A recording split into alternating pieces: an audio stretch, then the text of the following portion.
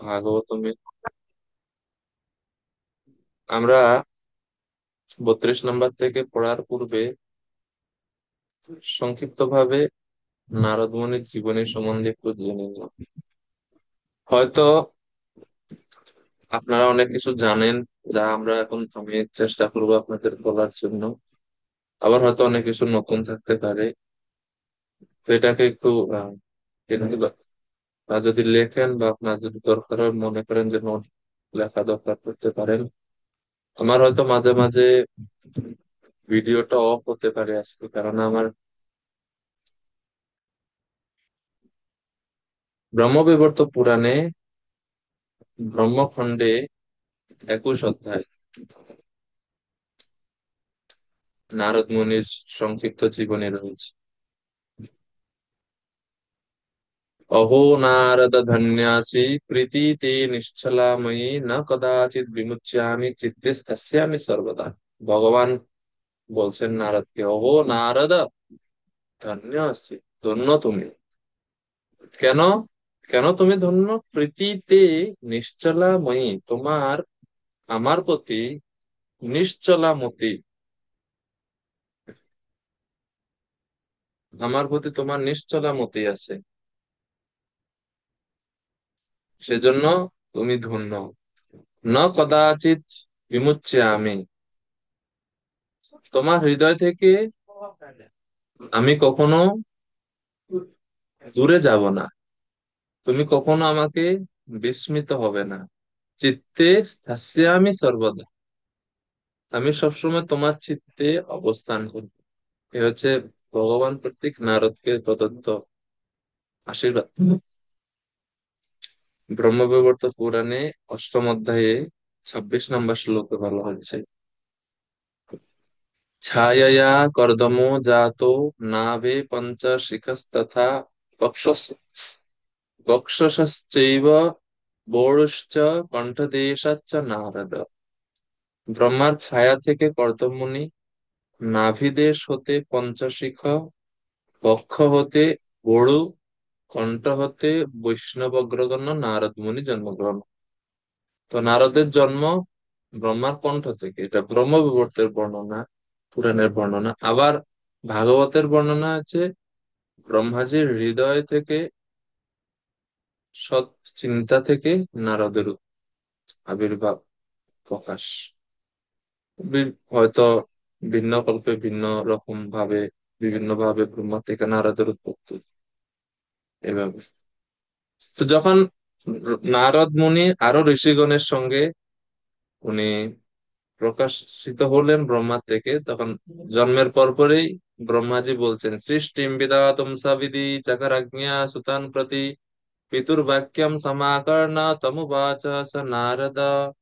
সব সামনে উপস্থিত, ওনার শরীরের অঙ্গ থেকে তিনি বিভিন্ন পুত্রদেরকে, ঋষিদেরকে, মুনিদেরকে প্রকটিত করলেন, সবার সামনে উপস্থিত। তো তিনি আদেশ দিলেন সৃষ্টি করার জন্য তিনি পুত্রদেরকে নির্দেশ দিলেন। আর এই যখন সৃষ্টির জন্য মানে প্রজা বৃদ্ধির জন্য নির্দেশ দিলেন যে তোমরা সকলে প্রজা সৃষ্টি করে, প্রজা বৃদ্ধি করে আমাকে সহযোগিতা করো, তখন সবাই সম্মত হলেন, কিন্তু নারদের প্রশ্ন আছে। তম উবাচ নারদ, নারদ বলছেন, কি বলছেন?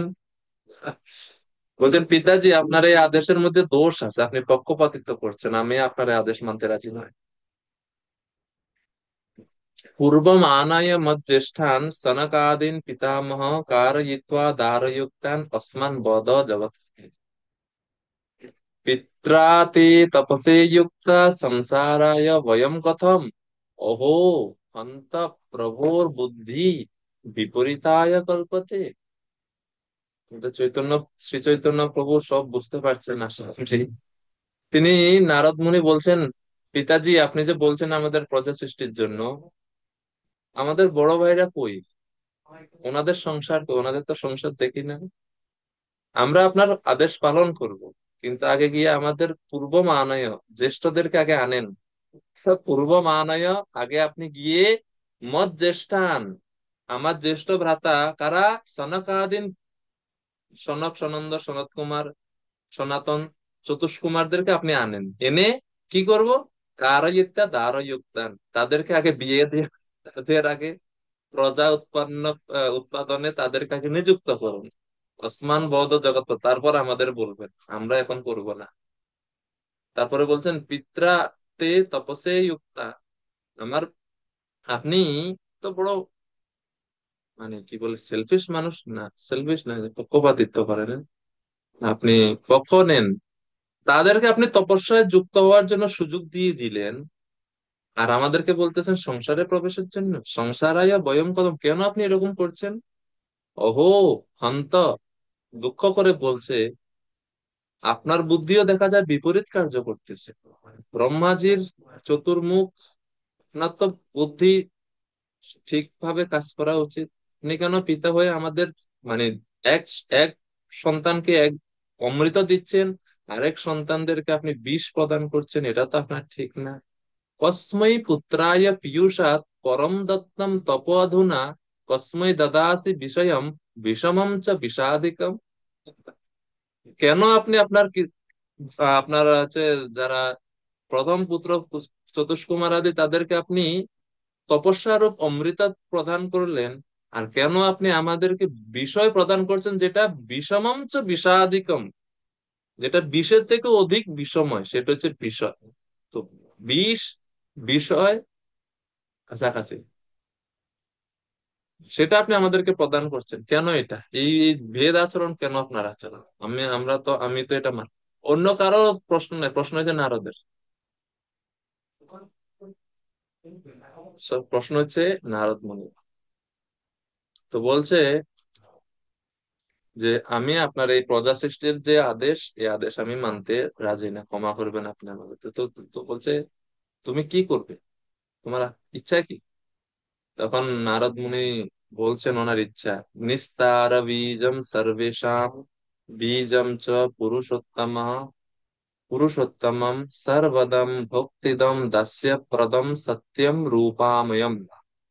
যিনি নিস্তার কর্তা, সকলের আদি কারণ, যাবতীয় পুরুষ অপেক্ষা যিনি শ্রেষ্ঠ, এবং যে কৃপাময়ের কৃপা বলে জগতে কিছুই অপ্রাপ্য থাকে না, যিনি ভক্তি মার্গের একমাত্র সহায়, যে যিনি ভক্ত বৎসল, যিনি ভক্তগণকে কিঙ্কর বলে নিরন্তর রক্ষা করে থাকেন, যিনি ভক্তগণের পরম প্রিয় ও একমাত্র গতি এবং আরাধ্য দেবতা, ভক্তজন অনায়াসে যার সাধনায় সক্ষম হয়, যিনি নিরন্তর আহ নিরন্তর তার ভক্তগণকে অনুগ্রহ করেন, সেই পরমেশ্বর ভগবান শ্রীহরিকে ত্যাগ করে কোন মূঢ়মতি পুরুষ আছে যে বিনাশের কারণ স্বরূপ বিষয় রসে মনকে অভিনিবিষ্ট করে? প্রশ্ন করছেন পিতাকে উল্টা। তো এই শ্লোকগুলো অনেক, সবগুলোর সঙ্গে ভক্তিযুক্ত। ভক্তৈক শরণম ভক্তবৎসলম স্বচ্ছমেব চ ভক্তি প্রিয়ম ভক্তনাথম ভক্তানুগ্রহ কারকম ভক্তারাধ্যম ভক্ত সাধ্যম বিহায় পরমেশ্বরম মনো দদাতি কো মূঢ়ো বিষয়ে নাশ কারণে। বিষয়ে নাশ কারণে, বিষয় আমাদের নাশ কারণে, কি নাশ করে? আমাদের চেতনা, আমাদের পারমার্থিক উন্নতি নাশ করে। তো কোন মূঢ়, এমন মূঢ় কে আছে যে এই এই পরম আরাধ্যতম ভগবানকে ছেড়ে বিষয়ের প্রতি মনোনিবেশ করবে? আর আপনি পিত হয়ে আমাদেরকে এই বিষয়ের প্রতি ধাবিত হতে বলছেন না, এটা তো ঠিক করছেন না। তো নারদ আরো বলছেন, কথা এখানেই শেষ না। ও জন্মের পর পরই অত ক্লাস দেওয়া শুরু করছেন পিতাকেই। বিহায় কৃষ্ণ সেবাম চ পীয়ূষাৎ অধিকাম প্রিয়াম ও মূঢ় বিষমস্নাতি বিষমম বিষয়াভিধম। হে পিতা, বলুন তো কোন মূঢ় ব্যক্তি আছে, কোন বোকা লোক আছে, মূর্খ লোক আছে, যে সুধা হতেও, অমৃত হতেও যে সুখজনক, অমৃত থেকেও কোটি গুণ উন্নত যে কৃষ্ণ সেবা, হাত ত্যাগ করে বিষম বিষয় রূপ বিষ পান করতে ইচ্ছা করে? এরকম কে আছে? হে তাত, যে রূপ কীট পতঙ্গের নয়নে দীপশিখা মনোহর বলে বোধ হয়। পোকা মাকড় দূর থেকে তারা যখন অগ্নি প্রজ্বলিত হয়, আগুন জ্বলে রাত্রে, তারা খুব আকর্ষিত হয় এটার প্রতি, মনে হয় যে বাহ, এখানে তো খুব জল জল করছে, মনে হয় এখানে খাবার দাবার আছে ভালো। দৌড়ে আসে, আর যেই আসে শেষ, জ্বলে যায় আগুনে, দগ্ধ হয়, দেহ ত্যাগ করে। তো বলা হচ্ছে, যেরূপ কীটপতঙ্গ এই যে এভাবে দ্বীপ শিখা মনোহর বলে বোধ হয়, এবং মৎস্য সে মাছ যেরকম মনে করে যে বড়শিতে যে টোপ দেওয়া আছে, টোপটা খুব সুস্বাদু, খুব সুস্বাদু বলে মনে করে, এসেই অপ করে খেয়ে নেয় পুরোটা, চিন্তা করার কোনো সময় নাই। সেই রূপ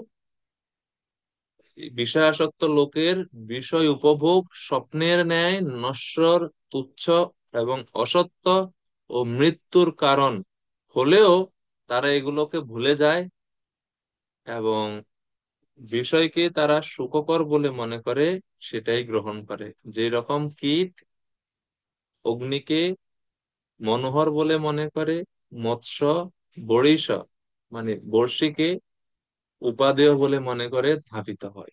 এই হচ্ছে, একই রকম ভাবে বিষয়াসক্ত মানুষেরও বিষয় সুখ ভোগকে যে একমাত্র সুখকর বলে মনে করে এবং জীবনের একমাত্র উদ্দেশ্য বলে মনে করে, সেটাতে সে মগ্ন হয়ে থাকে, যদিও সেটা হচ্ছে স্বপ্নের ন্যায় নশ্বর, তুচ্ছ, অসত্য, মৃত্যুর কারণ।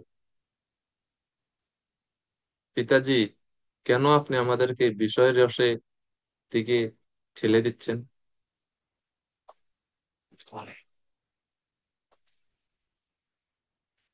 আর এটা যখন বলছেন,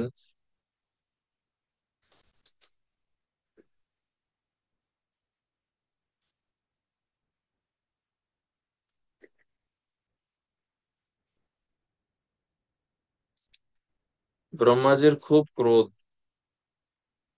হ্যাঁ, জন্মাইছে, এখনো নামকরণও হয় নাই, আমাকে জ্ঞান দেওয়া শুরু করে দিছে। তিনি বাহ্যিক ভাবে ক্রোধ প্রদর্শন করছেন, হৃদয়ের কারণ হচ্ছে নারদের দৃঢ়তা এবং নারদের মহিমাকে প্রকাশ করা, আরো বৃদ্ধি করা। তো ক্রোধান্বিত হয়ে নারদকে তিনি অভিশাপ দিলেন, হ্যাঁ তুমি আমার আদেশ পালনে অস্বীকার করছো, আমি তোমাকে অভিশাপ দিচ্ছি। আমার অভিশাপ দিচ্ছি, তুমি যে এই যে এত সময় যে পটর পটর বললে, তত্ত্ব জ্ঞান দিলে আমাকে, সমস্ত জ্ঞান তুমি ভুলে যাবে।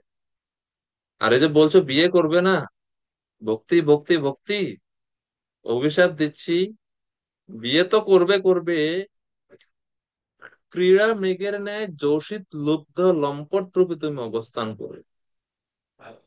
নারদ মুনি চিন্তা করতেছেন, কি ভাই, ভালো বললাম, নিজের রক্ষার জন্য বললাম, উল্টা আরো অভিশাপ।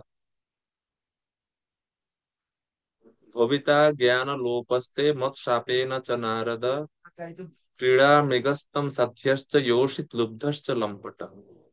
লম্পট হয়ে যাবে তো, বিয়ে করবে না, 50টা বিয়ে করতে হবে তোমাকে, অভিশাপ দিচ্ছে। গন্ধর্বানাম চ প্রবরঃ সুস্বরশ্চ সুগায়ন বীণা বাদন সন্দর্ভ নিষ্ণাত স্থির যৌবন। তুমি গন্ধর্ব গণের আদি পুরুষ, মানে গন্ধর্বদের মধ্যে অন্যতম, হ্যাঁ, শ্রেষ্ঠ হিসেবে জন্মগ্রহণ করবে। তোমার কণ্ঠস্বর অতি সুন্দর হবে, সুমধুর হবে, কোকিল কণ্ঠী, এবং স্থির যৌবন, তোমার যৌবন চিরস্থায়ী হবে। তুমি বীণা বাদন করবে এবং গান মানে সঙ্গীত বিষয়ে অত্যন্ত প্রসিদ্ধি লাভ করবে। গন্ধর্বরা এমনিতেই গানে প্রসিদ্ধ, তার মধ্যেও প্রসিদ্ধ হবে তুমি। আর এরপরে বলছে, এই গন্ধর্ব থেকে তুমি পরবর্তীতে দাসী পুত্র হয়ে জন্মগ্রহণ করবে। পুনঃ মদীয় শাপেন দাসী পুত্রশ্চ পরঃ। তারপরে তুমি আমার অভিশাপ, আমার শাপ বলে দাসী পুত্র রূপে জন্মগ্রহণ করবে। এরপরে তাহলে এখন নারদ বলছেন, আরে খালি আপনি অভিশাপই দিতেছেন, অভিশাপই দিতেছেন, আমার দোষটা কি, আমি মুক্ত হবো কেমনি এই অভিশাপ থেকে?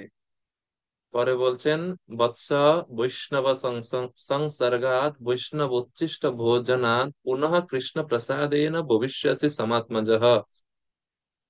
হে পুত্র, হে বৎস, তারপর তুমি বৈষ্ণবদের সংসর্গে, যেটা আমরা এখন ভাগবতমে পড়লাম, বৈষ্ণবদের সংসর্গে এসে তাদের উচ্ছিষ্ট ভোজন হেতু তোমার সেই পুনঃস্মৃতি আবার আসবে, সমস্ত জ্ঞান তত্ত্বজ্ঞান ফিরে পাবে, এবং ভগবান শ্রীকৃষ্ণের প্রসাদে, ভগবান শ্রীকৃষ্ণের কৃপায় তুমি আবার তোমার স্বস্থানে স্বপদে স্থিত হবে।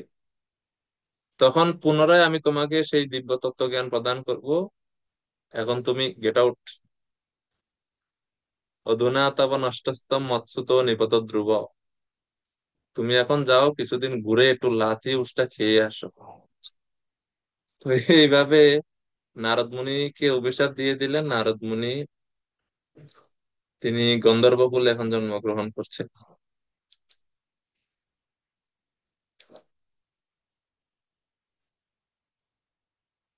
তো যখন এভাবে অভিশাপ দিলেন, তখন নারদ মুনি বুঝতে পারছেন যে বেশি কড়া হয়ে গেছে কথাটা, আমার কথাগুলো।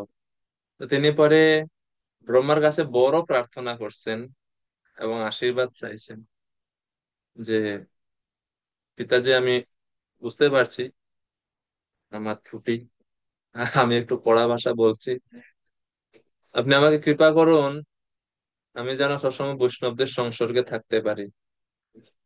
তো বৈষ্ণবদের মহিমা, তীর্থের মহিমা, তীর্থস্থানের মহিমা, হরিনামের মহিমা ইত্যাদি ইত্যাদি তিনি বর্ণনা করলেন। এরপরে বলছেন শেষে, स किं गुरु, स किं तात, स किं स्वामी, स किं सुतः, यह कृष्ण यह कृष्ण, यह श्री कृष्ण पदाम्बोजे भक्तिम दातुम अनिश्वरः। যিনি শ্রীকৃষ্ণের পাদপদ্মে ভক্তি দান করতে অনিশ্বর, মানে সক্ষম নয়। স কিম গুরু, তিনি কোন ধরনের গুরু? স কিম তাতা, তিনি কেমন পিতা?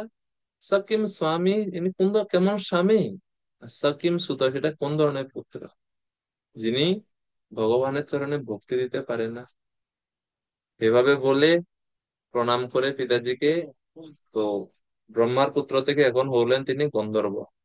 গন্ধর্ব লোকে জন্মগ্রহণ করলেন। উপবর্হন ওনার নাম হলো, নারদ মুনি এখন হয়েছেন উপবর্হন। পুষ্কর হ্রদের তীরে, প্রভু বলুন। ডিস্টার্ব করছি।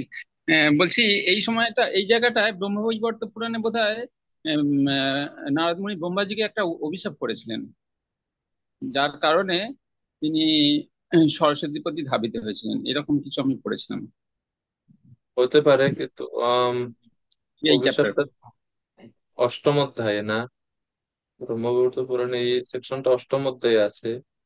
যাই আমি হোক, অভিশাপ পড়েছিলাম, হতে পারে, আমার চোখে পড়েনি আর ওইটা হয়তো। ওইখানেই একটা যখন অভিশাপ দিয়েছিল। নারদ ব্রহ্মা নারদ মুনিকে অভিশাপ দিয়েছিলেন, নারদ মুনি তাতে প্রত্যুত্তরে একটা অভিশাপ দিয়েছিলেন, বা ওই ওই ওই শ্লোকটার পরে পরেই থাকার কথা। আপনি যেটা শ্লোকটা এখন উচ্চারণ করলেন, ওটার পরে পরেই থাকার কথা। ঠিক আছে বাবু, হরে কৃষ্ণ। হয়তো আমি ওটা স্লিপ করছি বা আমার চোখে পড়েনি। তো এরপরে এখন গন্ধর্ব লোকে উপবর্হন রূপে তিনি আসেন, জন্মগ্রহণ করেন।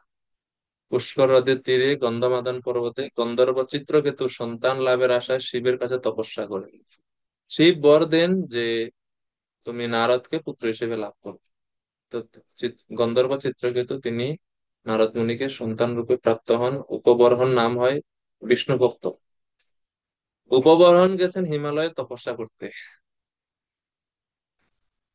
সেখানে গন্ধর্ব চিত্ররথের 50টি মেয়ে কন্যা তাকে দেখে তাদের পছন্দ হয়, এবং পরবর্তীতে নারদ মানে উপবর্হন ওই তাদেরকে হচ্ছে তাদের সাথে বিয়ে হয়। তো একবার প্রজাপতিদের সভায় বিষ্ণু নাম কীর্তনের জন্য নিমন্ত্রণ করা হয় গন্ধর্বদের। তো সেখানে যেহেতু গন্ধর্বদের মধ্যে অন্যতম গায়ক হচ্ছে উপবর্হন, তিনিও সেখানে গেলেন। সেখানে গিয়ে অপ্সরাদেরকে দেখে, বিশেষ করে রম্ভাকে দেখে তিনি একটু মোহিত হয়ে যায় এবং চেতনার খানিকটা অধঃপতন হয়। এবং বিষ্ণু মহিমা কীর্তন করার বদলে উনি অন্য ভজন কীর্তন শুরু করে দিছে। তো তখন আবার প্রজাপতিরা ওনাকে অভিশাপ দেয় শূদ্র রূপে জন্মগ্রহণের জন্য। এরপরে সেখান থেকে গন্ধর্ব থেকে তিনি হন শূদ্র। কান্নকুব্জ দেশে দ্রুমিল নামে এক কৃষ্ণপরায়ণ ভগবত ভক্ত গোপ বাস করতেন। তার স্ত্রীর নাম কলাবতী। তাদের সন্তান রূপে নারদ মুনি জন্মগ্রহণ করেন। তো দ্রুমিল নামক যে গোপর, তিনি দৈববশত হচ্ছে আহ নারদের জন্মের পূর্বে উনি দেহ ত্যাগ করেন। তখন আরেকজন ঋষি ছিলেন এখানে, আহ সর্বজ্ঞ প্রভু, আপনার নাম আছে ঋষি, মনে আছে ঋষির নাম এখানে? ওইখানে এক মুনির আশীর্বাদে তখন কলা মানে এই যে কলাবতী মাতা, তিনি হচ্ছেন এই নারদ মুনিকে প্রাপ্ত হন। সম্ভবত ওনার নাম হচ্ছে কশ্যপ নারদ, কশ্যপ নারদ সেই মুনির নাম। ধর্মের পুত্রের নাম হচ্ছে নর। তিনি তার পুত্র নরকে অপুত্র কশ্যপকে দান করেন, এজন্য তার নাম হয় নরদ, মানে নরদকে দান করছেন। আর যেহেতু কশ্যপ পুত্র, মানে কশ্যপ ওনাকে লালন পালন করেন, ওই জন্য ওই মুনির নাম হয় কশ্যপ নারদ। তো সেই মুনির আশীর্বাদে কলাবতী মাতা তিনি গর্ভ ধারণ করেন এবং নারদ মুনির জন্ম হয়। এবং এই নারদ নামের বিভিন্ন অর্থ ব্রহ্মবিবর্ত পুরাণের এই ব্রহ্মখণ্ডে রয়েছে। কেন ওনার নাম হলো নারদ ওই পুরাণ অনুযায়ী? আমরা এমনিতে জানি বিভিন্ন অর্থ থাকে নারদের, কিন্তু এখানে কিছু কিছু নতুন আছে। তো যেরকম আছে বা আমি যেরকম ভাবে এটাকে বুঝতে পারছি সেভাবে বলছি, আপনারা ঠিকভাবে এটাকে নিবেন। অনাবৃষ্টি অবশেষে চ কালে বালো বভূবঃ নরম তদৌ জন্ম কালে তেনায়ম নারদাবিদঃ। অর্থাৎ যখন এই পুত্র নারদ জন্মগ্রহণ করেন, তখন ওই স্থানে, মানে না, ওনার জন্মের পূর্বে ওই প্রদেশে অনাবৃষ্টি, বৃষ্টি হতো না। কিন্তু ওই পুত্র জন্মের পরপরেই এই আহ বৃষ্টি হওয়া শুরু হয়। তো সেই জন্য এই পুত্রের নাম হয় নারদ, নারম দদৌ। তারপরে দ্বিতীয় কারণ, দদাতি নারম জ্ঞানম চ বালকেভ্যশ্চ বালকঃ জাতিস্মরো মহাজ্ঞানী তেনায়ম নারদাভিধা। এই বালক অন্য বালকদেরকে জ্ঞান দান করত নারায়ণ সম্বন্ধে। দদাতি নারম, নারায়ণ সম্বন্ধীয় বা ভক্তি সম্বন্ধীয় জ্ঞান দান করতে এবং জাতিস্বর ও মহাজ্ঞান, এই জন্য এর নাম হচ্ছে নারদ। আর তিন নাম্বার, বীর্যেনা নারদস্যেব বভূব বালকো মুনে মুনীন্দ্রস্য বরেণৈব তেনায়ম নারদাবিদ। যেহেতু কাশ্যপ নারদের বীর্যে ইনি উৎপন্ন হন, নারদের জন্ম হয়, অতএব ইনিও মুনিদিগের বরে নারদ নামে প্রসিদ্ধ হন। তো এই হচ্ছে ওনার তৃতীয় কারণ, নারদের শব্দের 3 নাম্বার। এরপরে বলা হচ্ছে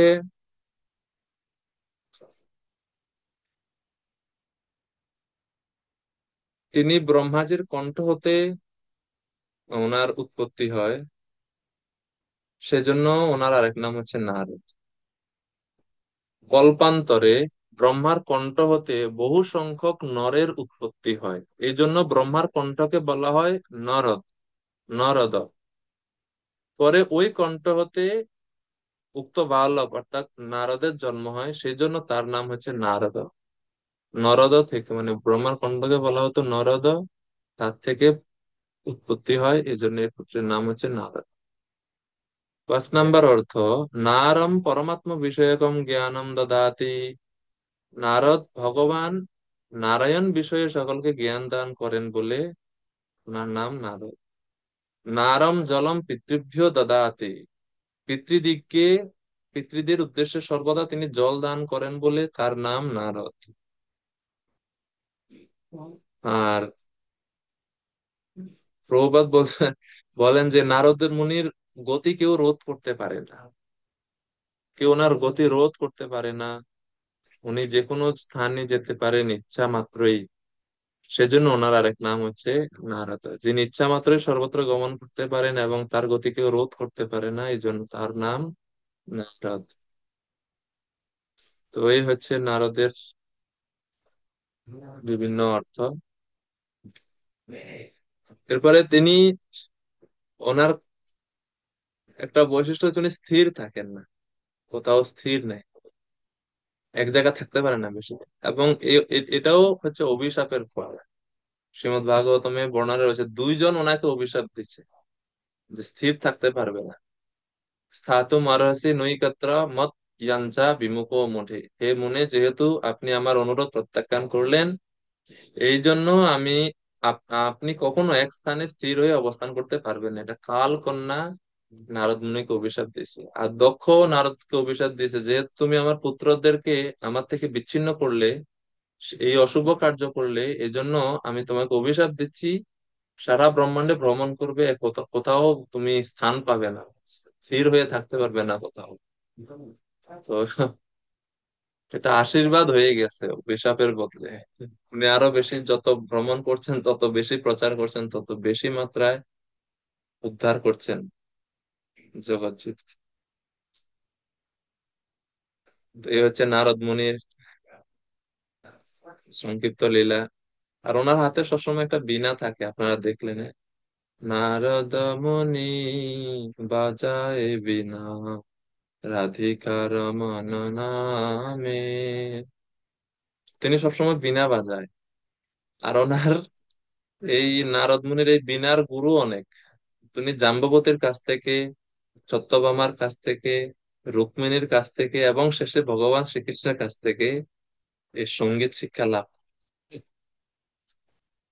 নারদ মুনি। তো বাদ বাকি জীবনে তো আমরা এখানে দেখলাম কিভাবে তিনি দাসীপুত্র হয়ে ভক্তদের সেবা করে, তাদের উচ্ছিষ্ট গ্রহণ করে, ওনার ভক্তিতে তিনি ভাব আসক্তি লাভ করলেন, ভাব প্রেম লাভ করলেন, এই সমস্ত বিষয়। তো এখন আসি আমরা আমাদের ভাগবতমের 32 নম্বর শ্লোকে। 32 থেকে 40 নারদ মুনি এখন ব্যাসদেবকে বলছেন। তো যে প্রসঙ্গে ব্যাসদেবকে নারদ মুনি তার পূর্বজীবনের কাহিনী বলছিলেন, তা হলো ভগবানের মহিমা, শ্রবণ কীর্তনের গুরুত্ব বা মাহাত্ম্য বর্ণনা করি। এই মহিমা শ্রবণ কীর্তনের সুযোগ পাওয়ার ফলেই আমি পূর্বকল্পে দাসীপুত্র থেকে এখন এই নারদ মুনিতে পরিণত হতে পেরেছি, এভাবে নারদ মুনি বলছেন। তো বললেন, হে ব্যাসদেব, আমি যে ভগবানের অপ্রাকৃত মহিমা কীর্তন করার জন্য তোমাকে বলছি, এটা হচ্ছে বাস্তবতা, এবং আমি হচ্ছি এর বাস্তব উদাহরণ। সেই জন্য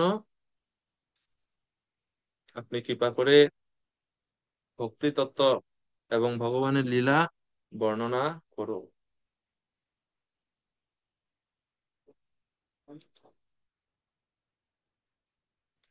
এখন ব্যাসদেবের প্রশ্ন হচ্ছে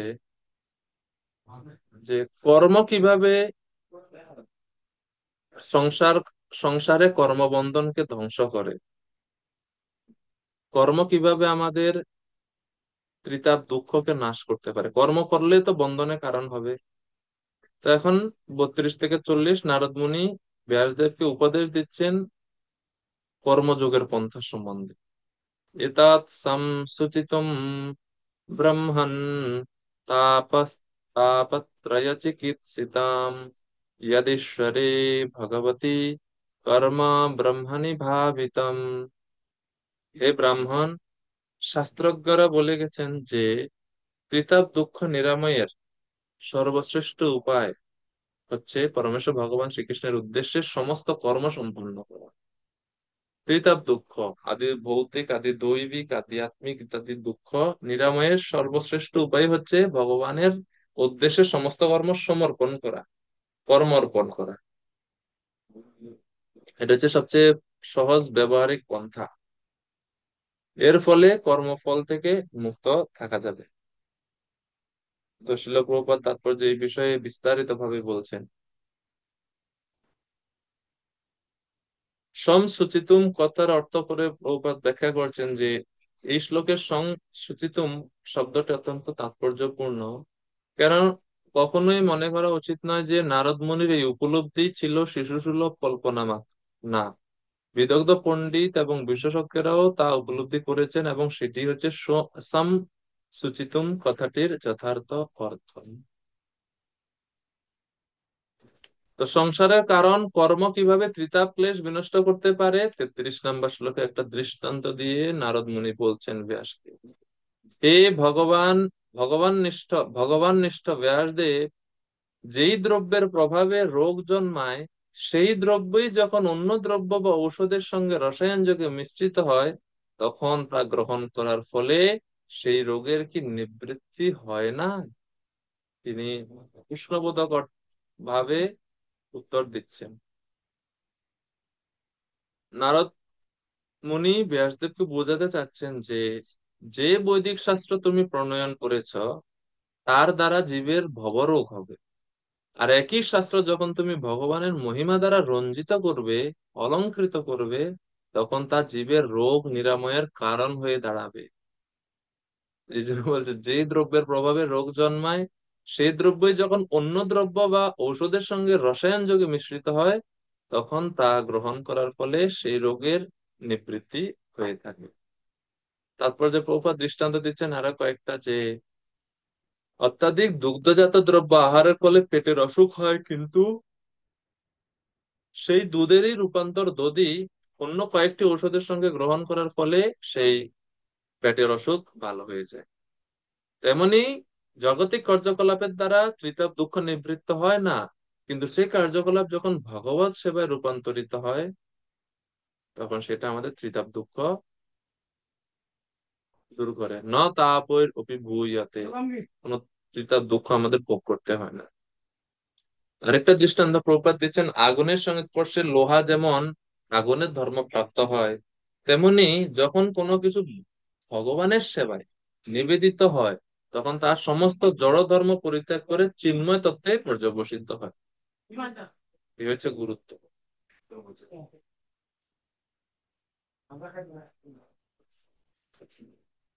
34 নম্বর শ্লোক এখন বলছেন, ভক্তি মিশ্র কর্মের দ্বারা ভক্তি মিশ্র জ্ঞান মুখের সাধন হয়। 34 নম্বর শ্লোক। তো এই জন্য বলছেন নারদ মুনি, এবং নৃণাম ক্রিয়া যোগা সর্বে সংসৃতি হেতবঃ ত এবাত্ম বিনাশায় কল্পন্তে কল্পিতা পরে। কর্মরূপী এই বৃক্ষকে বিনাশ করো, যে মানুষের নৈমিত্তিক কাম্য কর্মসমূহ সংসার বন্ধন বা যোনি ভ্রমণের কারণ, কিন্তু সেই সমস্ত কর্ম যখন পরমেশ্বর ভগবানের উদ্দেশ্যে সমর্পিত হয়, তখন তা কর্মরূপী বৃক্ষকে বিনাশ করতে সমর্থ হয়।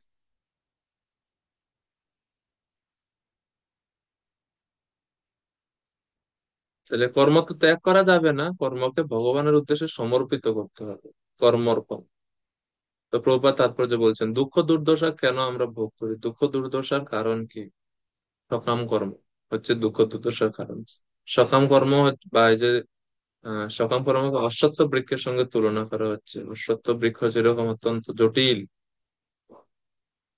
সেই রকম ভাবে জীবনটাও এরকম। আর প্রভুপাদ পরে বলছেন যে শুদ্ধ ভক্ত সঙ্গের চিন্ময় প্রভাব কি। তারপর যে বলছে যে এর সারমর্ম হচ্ছে, সর্বপ্রথম মানুষকে সেই সব শুদ্ধ ভক্তের সঙ্গ লাভের জন্য অনুসন্ধান করতে হবে, যারা কেবল বেদান্ত বিধি নন, উপরন্তু আত্মতত্ত্বজ্ঞ এবং পরমেশ্বর ভগবান শ্রীকৃষ্ণের অনন্য ভক্ত। তাদের কাছ থেকে উপদেশ আমরা শ্রবণ করলে সর্বোচ্চ লাভ আমরা পাবো। সেই সাধু সঙ্গে কনিষ্ঠ ভক্তকে অবশ্যই দৈহিকভাবে এবং মানসিকভাবে প্রেমময়ী সেবা সম্পাদন করতে হয়। এই সেবা প্রবৃত্তির মাধ্যমে মহাত্মারা তাদের প্রতি আরো কৃপা পরবশ হয়ে তাদের কৃপা বর্ষণ করেন।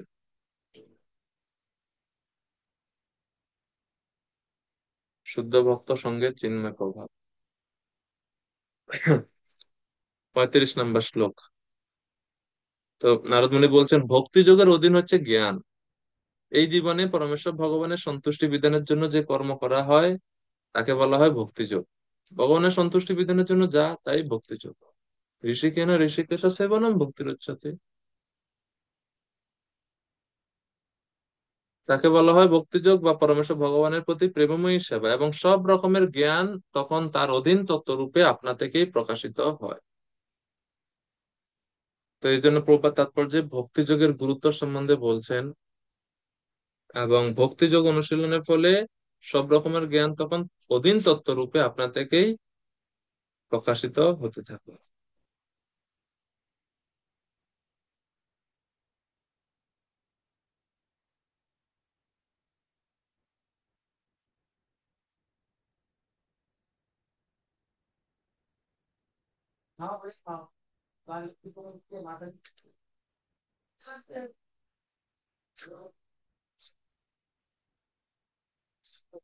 ভক্তিযোগের গুরুত্ব এবং সম্পূর্ণরূপে সেবায় যুক্ত হওয়া, ভগবানের সেবায় যুক্ত হওয়ার মাহাত্ম্য, এই দুইটি বিষয়ে প্রভুপাদ তাৎপর্যে 35 নম্বর শ্লোকে তাৎপর্যে ব্যাখ্যা করছেন।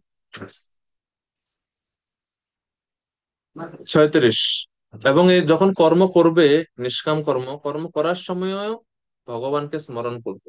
কর্মকালে কৃষ্ণ স্মরণ, পূর্বনা যত্র কর্মাণি ভগবৎ শিক্ষয়া সকৃৎ গৃণন্তি গুণনামানি কৃষ্ণস্য অনুস্মরন্তি চ। তো ভক্ত যখন পরমেশ্বর ভগবান শ্রীকৃষ্ণের উপদেশ অনুসারে কর্ম করেন, তখন তিনি পুনঃ পুনঃ শ্রীকৃষ্ণের গুণ ও নামসমূহ কীর্তন করেন এবং স্মরণ করেন। পুনঃ পুনঃ কীর্তন করেন এবং স্মরণ করেন। এভাবে এই 36 নম্বর শ্লোকে বলছেন যে ভক্তি মিশ্র নিষ্কাম কর্মের অনুষ্ঠানকারী সেই রকম ভক্ত সঙ্গে সৌভাগ্যবশত কখনো কখনো কর্মমিশ্র ভক্তিও কর্মমিশ্র ভক্তিও হয়ে থাকে। তো এটা হচ্ছে কর্মমিশ্র ভক্তি, কর্ম এবং একই সাথে ভক্তি, ভগবত স্মরণ হচ্ছে, দুইটাই একসাথে হচ্ছে। তো প্রভুপাদ বলছেন কৃষ্ণ ভক্তি অত্যন্ত সহজ সরল। স্মরণের কথা বলছে, যে স্মরণ সব জায়গায় করা যায়, সবাই করতে পারে, পরিবেশ পরিস্থিতির উপর নির্ভর করতে হয় না, যে কোনো সময় ভগবত সেবা করা যায়। কৃষ্ণ ভক্তির পন্থা অত্যন্ত সরল, এবং দেবদেবীরা ভগবানের উপর নির্ভর করে অবস্থান করে। শ্রী বিষ্ণুর উপস্থিতি ছাড়া কোনো দেবদেবীর পূজা হয় না। এই বিষয়গুলো তাৎপর্য প্রভুপাদ ব্যাখ্যা করছেন। আর সবকিছুর ভোক্তা হচ্ছে পরমেশ্বর ভগবান শ্রী বিষ্ণু। এই জন্য সব কার্যকলাপ ওনাকে স্মরণ রাখা উচিত। চৈতন্য চরিতামৃতে বলছে কথঞ্চন স্মৃতে যস্মিন দুষ্করম সুকরম ভবেদ বিস্মৃতে বিপরীতম স্যাৎ স চৈতন্য প্রভুম ভজে। যাকে স্মরণ করার ফলে দুষ্কর কার্য সহজ হয়ে যায়।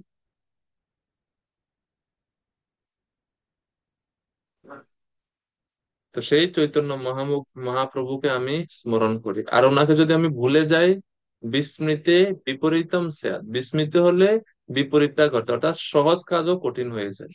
ভগবানকে স্মরণ করলে কঠিন কাজও সহজ হয়, আর ভগবান যদি অপ্রসন্ন হন, তাহলে সহজ কাজটাও তখন কঠিন হয়ে যায়। চৈতন্য মহাপ্রভুর কথা। প্রভুপাদ জন্য এভাবে তাৎপর্য অনেক মোটামুটি বড় আছে তাৎপর্য, এই বিষয়গুলো মোটামুটি প্রভুপাদ বর্ণনা করছেন।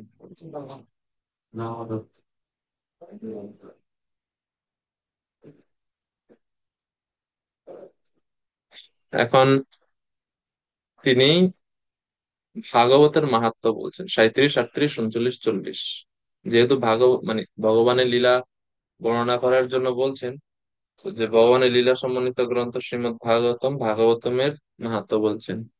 ওম নমো ভগবতে তুভ্যম বাসুদেবায় ধীমহি প্রদ্যুম্নায় নিরুদ্ধায় নমঃ সংকর্ষণায় চ। প্রথমে চতুর্ভুজকে নমস্কার করলেন এবং তাদের ধ্যান করলেন। তিনি এখন বর্ণনা করছেন শুধু ভগবান কৃষ্ণ না, ভগবান শ্রীকৃষ্ণ এবং তার প্রকাশ সমূহের মহিমা তিনি কীর্তন করছেন। প্রণব স্বরূপ হে শ্রীকৃষ্ণ, আপনি বাসুদেব, সংকর্ষণ, প্রদ্যুম্ন ও অনিরুদ্ধ, এই চতুর্ভুজাত্মক আপনাকে মনের দ্বারা নমস্কার ও ধ্যান করি। নারদ মুনি ভগবানের উদ্দেশ্যে প্রণাম নিবেদন করছেন এবং ধ্যান করছেন এই চতুর্ভুজ বাসুদেব, সংকর্ষণ, প্রদ্যুম্ন, অনিরুদ্ধ, এই চারজন। এরপরে 38 নম্বর শ্লোক। এইভাবে যিনি বাসুদেব আদি চার মূর্তির নামাত্মক মন্ত্রের দ্বারা মন্ত্রোক্ত চিন্ময় রূপী অথবা প্রাকৃত মূর্তি রহিত যজ্ঞেশ্বরকে পূজা করেন, তিনি হচ্ছেন প্রকৃত জ্ঞানবান। প্রকৃত জ্ঞানবান কে? যিনি ভগবান শ্রী বিষ্ণু যজ্ঞেশ্বরকে পূজা করেন। তিনি হচ্ছেন প্রকৃত জ্ঞান, প্রকৃত দ্রষ্টা। বিশ্বনাথ চক্রবর্তী ঠাকুর ওনার ব্যাখ্যাতে বলছেন, এই রূপ বাসুদেব আদি মূর্তি সমূহের অভিধান, অর্থাৎ চারটির নাম উল্লেখ পূর্বক যিনি পূজা করেন সে বিষয়ে এই শ্লোকে বলা হচ্ছে।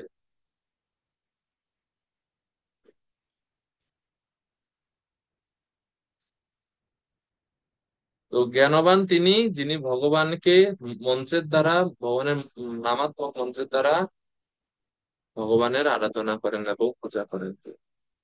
তো প্রভুপাদ তাৎপর্যে শব্দ ব্রহ্ম এবং পাঞ্চরাত্রিক প্রক্রিয়া সম্বন্ধে,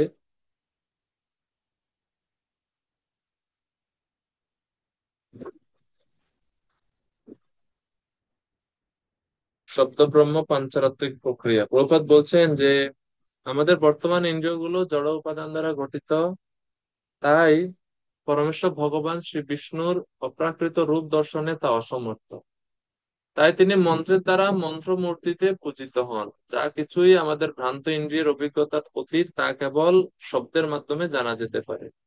আমরা আমাদের অভিজ্ঞতায় দেখেছি যে বহু দূর দূর থেকেও কিভাবে শব্দের মাধ্যমে বস্তু বা ঘটনা সম্বন্ধে জানা যায়। জড়ের মাধ্যমে যদি তা সম্ভব হয়, তাহলে চিন্ময় স্তরে তা সম্ভব হবে না কেন? এভাবে প্রভুপাদ তাৎপর্য ব্যাখ্যা করছেন। প্রভুপাদ বলছেন, সংস্কৃত অভিধান অমর কোষে মূর্তি শব্দটির অর্থ দেওয়া হয়েছে দুটি অর্থ।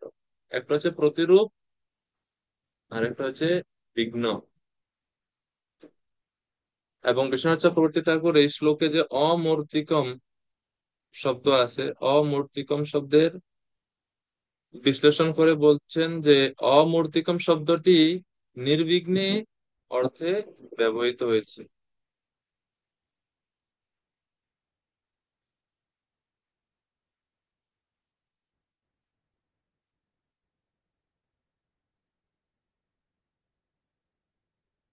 পঞ্চরাত্রিক প্রথা এই কলিযুগের জন্য যথার্থই উপযুক্ত। কলিযুগের জন্য বেদান্ত থেকেও পঞ্চরাত্রিক প্রক্রিয়া অধিক গুরুত্বপূর্ণ এভাবে প্রভুপাদ তাৎপর্যে বলছেন। এবং এইভাবে নারদ মুনি ওনার জীবনের মানে ওনার উপদেশের শেষ দিকে এখন বলছেন, হে ব্রাহ্মণ, 39 নম্বর শ্লোক, হে ব্রাহ্মণ, পরমেশ্বর ভগবান শ্রীকৃষ্ণ আমাদের বেদ ও গুহ্য জ্ঞান দান করেন এবং তারপর অনিমা আদি দিব্য ঐশ্বর্য দান করেন, এবং সেগুলির প্রতি আমার অনাসক্তি দর্শন করে তিনি আমাকে প্রেম দান করেছিলেন। ভগবান আমাকে প্রেম দান করেছিলেন, নারদ মুনিজি। ভগবান কাউকে বেদগুজ জ্ঞান দেয়, কাউকে সিদ্ধি দেয়, যোগ শক্তি দেয়। কিন্তু আমি যেহেতু অনাসক্ত ছিলাম, সেজন্য ভগবান খুশি হয়ে তিনি ওনার প্রেম প্রদান করেছেন আমাকে। তো প্রভুপাদ তাৎপর্যের জন্য বলছেন যে অপ্রাকৃত শব্দ তরঙ্গে ভগবানের যে প্রকাশ, তা স্বয়ং ভগবান শ্রীকৃষ্ণ থেকে অভিন্ন।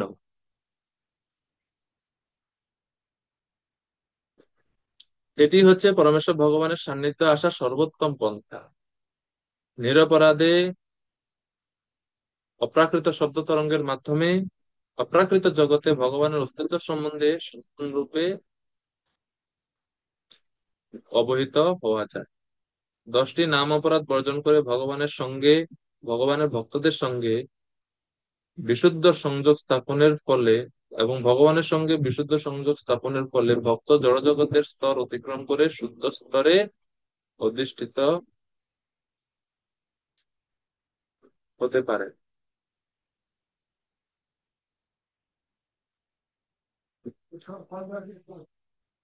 এবং ভক্তরা কখনো এই সমস্ত আহ, ঐশ্বর্যের প্রতি তারা আসক্ত না। আর প্রকার যে যোগ সিদ্ধি, সেগুলো ভক্তরা আকাঙ্ক্ষা করেন। তাদের, তারা শুধুমাত্র সেবাই প্রার্থনা করে। এই অপ্রাকৃত শব্দ তরঙ্গ গ্রহণে কোনো বাধ্যবাধকতা নাই, যদি তা গুরু পরম্পরার ধারায় নারদ মুনির মতো প্রতিনিধির কাছ থেকে প্রাপ্ত হওয়া যায়।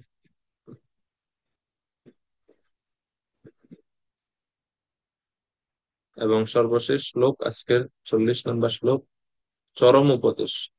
তম অপ্যদপ্রশ্রুত বিশ্রুতম বিভা সমাপ্যতে येन विदाम বুভুৎসিতম প্রখ্যাহি দুঃখৈ মুহু অর্দিতাত্মনাম সংক্লেশ নির্বাণমুশন্তি অন্যথা। তাই দয়া করে তুমি সর্বশক্তিমান ভগবানের কার্যকলাপের কাহিনী বর্ণনা করো, যা তুমি তোমার বিশাল বৈদিক জ্ঞান থেকে জানতে পেরেছ। কেননা তা জানলে মহান বিদ্বানদের সবকিছু জানা যায়, এবং সেই সঙ্গে সাধারণ মানুষেরা যারা নিরন্তর জড়জাগতিক দুঃখ ভোগ করছেন তাদের দুঃখ দুর্দশার সমাপ্তি হয়। এছাড়া দুঃখ নিবৃত্তির আর অন্য কোনো উপায় নেই। তো সেই জন্য তুমি ভগবানের মহিমা কীর্তন করো, কার্যকলাপের কাহিনী বর্ণনা করো, সর্বশক্তিমান ভগবানের কার্যকলাপ।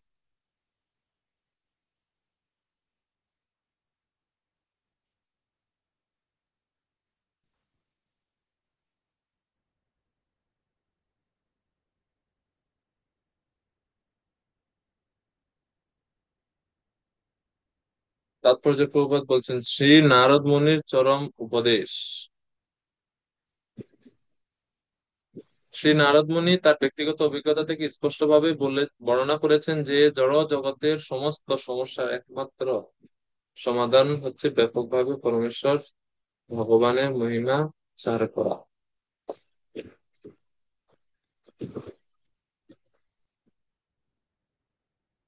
চার শ্রেণীর মানুষ ভগবানের অস্তিত্ব স্বীকার করে ভগবানের শরণাগত হয়, আবার চার শ্রেণীর মানুষ ভগবানের অস্তিত্ব স্বীকার করে না, ভগবানের শরণাগতও হয় না। সেই বিষয়ে প্রভুপাদ বলছেন। সর্বশেষ তাৎপর্য শেষ অংশ বলছে, শ্রী নারদ মুনি ব্যাসদেবকে ভগবানের মহিমা প্রচার করতে উপদেশ দিলেন, যাতে ভালো এবং খারাপ এই উভয় স্তরের 8 রকমের মানুষের মঙ্গল সাধিত।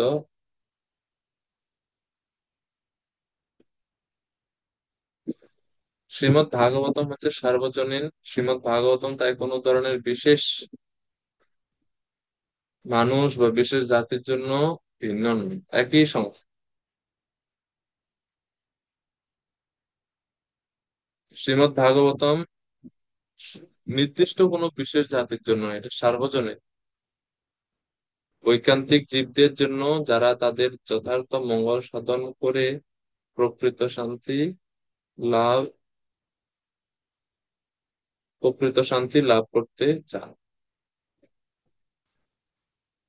ঐকান্তিক জীবদের জন্য তারা তাদের যথার্থ মঙ্গল সাধন করে প্রকৃত শান্তি লাভ করতে চান। তো এইভাবে নারদ মুনি ওনার উপদেশ দেওয়া শেষ করেন এই শ্লোকের মাধ্যমে। ইতি ব্যাস দেবকে শ্রীমৎ ভাগবত সম্বন্ধে দেবর্ষি নারদের নির্দেশ নামক শ্রীমৎ ভাগবতমে প্রথম স্কন্ধের পঞ্চম অধ্যায়ের ভক্তি বেদান্ত তাৎপর্য। হরে কৃষ্ণ কৃষ্ণ কৃষ্ণ হরে হরে, হরে রাম হরে রাম, রাম রাম হরে হরে। জগৎগুরু শিল প্রভুপাদ কি জয়। মল পুরাণ শ্রীমদ্ ভাগবতম কি জয়। সমবেত ভক্ত বৃন্দগণ কি জয়। নারদ মুনি কি জয়।